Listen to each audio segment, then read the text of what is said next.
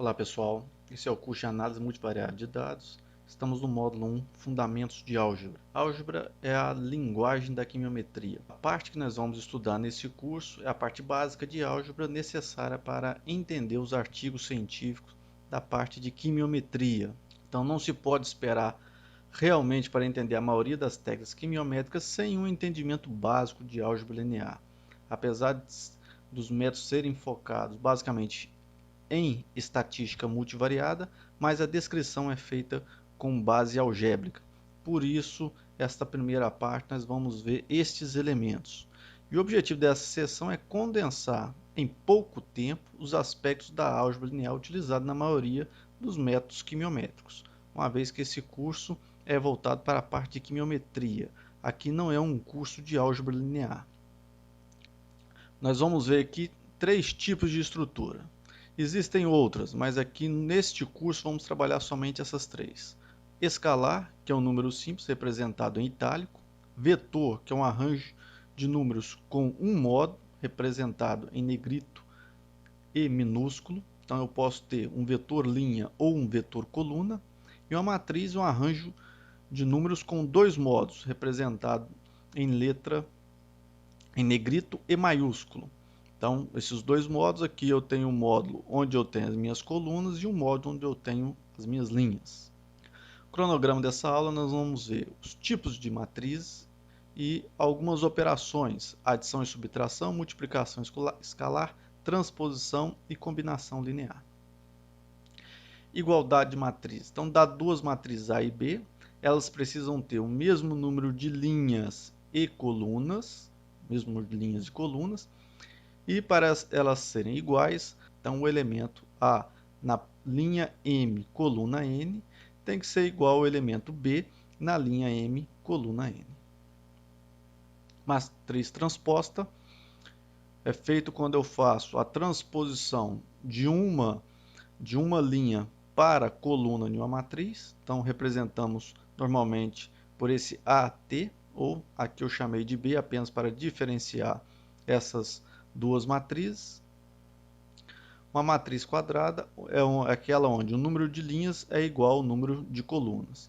Os elementos onde a posição da linha e da coluna são iguais é chamada de a diagonal principal. Matriz diagonal é a matriz onde a triangular superior e a triangular inferior eu tenho os elementos iguais a zero. E aqui na diagonal principal eu tenho um conjunto de elementos. Matriz identidade é uma matriz diagonal onde os elementos da diagonal principal são todos iguais a 1. Ela é representada pela letra I maiúscula em negrito.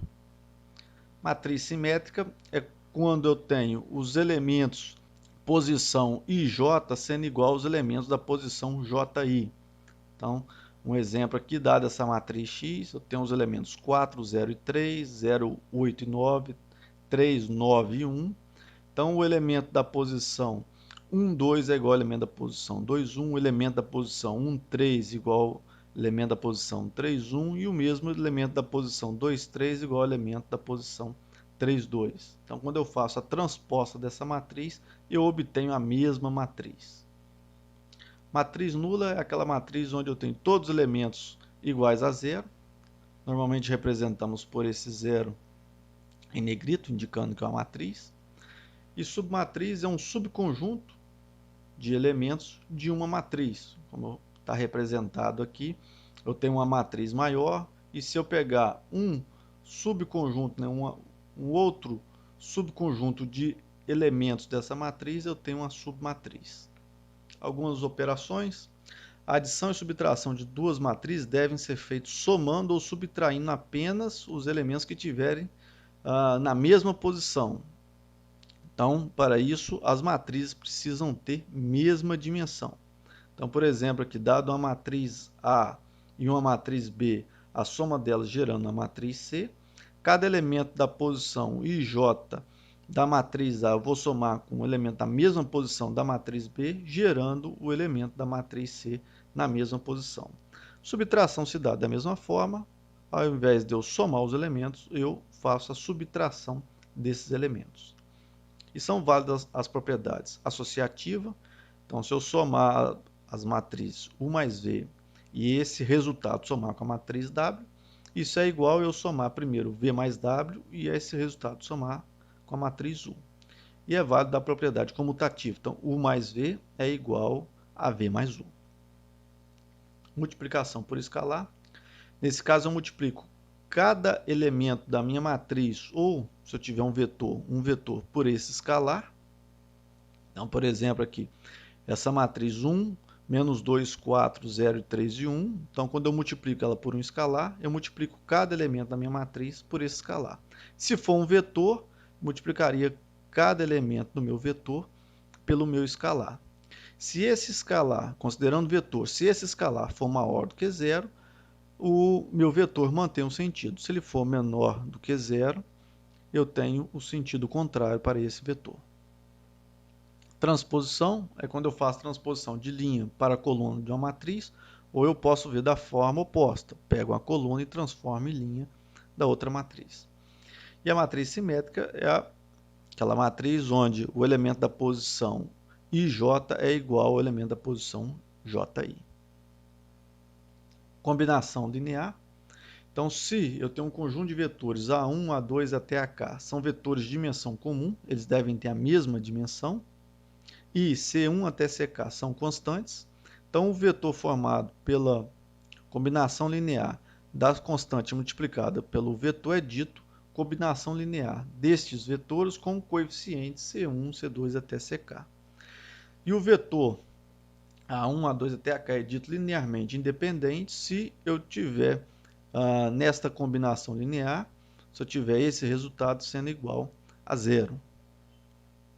Rank de uma matriz, esse aqui é um conceito muito importante, nós vamos utilizar bastante nesse curso, é o número máximo de vetores linearmente independentes da minha matriz. Então, por exemplo, eu tenho essa matriz aqui formada pelos elementos 1, 2, 3, 4. Então, aqui eu tenho dois vetores linearmente independentes. Eu não consigo, através de um desses vetores, ou seja, de um desses vetores, pode ser o vetor 3, 4, obter ele através da multiplicação do primeiro vetor por uma constante, ou seja, eles são independentes. Se eu pegar essa outra matriz 1, 2, 3, 6, eu posso obter esse segundo vetor aqui, multiplicando a primeira, né? Se eu considerar aqui essa primeira linha como vetor, multiplicando essa primeira linha por 3. Então, multiplicando por 3, eu obtenho a segunda. Ou seja, esses dois vetores aqui, eles estão na mesma direção, no caso que um espaço com duas dimensões. Então, essa matriz aqui possui rank igual a 1. Então, dado uma matriz com m linhas e n colunas, o rank máximo de x é dado por o rank de x é menor ou igual ao mínimo valor entre o número de linhas que a minha matriz tem pelo número de colunas.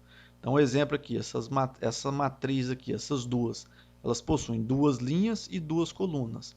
Então, o rank máximo dela aqui seria um valor mínimo entre 2 e 2, que é 2. Então, o rank máximo dela é 2. Se o rank é igual ao valor mínimo, ou seja, se eu tiver uma igualdade aqui, então a matriz é dita ter rank completo. Se é menor, né, se esse rank é menor do que o valor mínimo entre o número de linhas e o número de colunas, como este exemplo aqui, dessa matriz, essa matriz é dita que ela há deficiência de rank ou problema de colinearidade, ou seja, eu vou ter vetores na mesma direção. Ela é denominada matriz singular. Bem, a primeira parte da aula é essa.